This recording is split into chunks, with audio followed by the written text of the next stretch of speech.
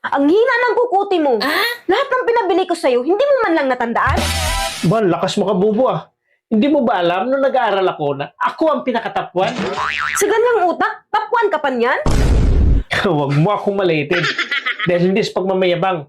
Nung nag-aaral ako, nagustuhan ako ng mga teacher dahil sa aking talino ko. Sige nga, kung matalino ka, kilala mo ba si Jose Rizal? Sus, pambatang tanong. Sa ganitong edad ko, hindi mo na dapat ako tanungin tungkol dyan. So, kilala mo nga si Jose Rizal?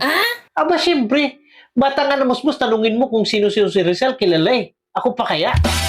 So, sino nga si Jose Rizal?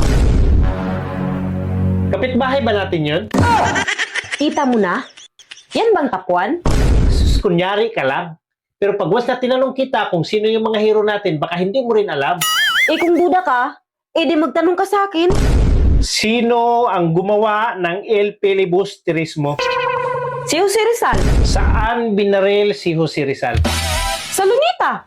Sino ang kauna-unahang presidente sa Pilipinas? Emilio Aguinaldo?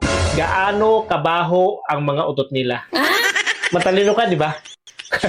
Tulala ka ngayon.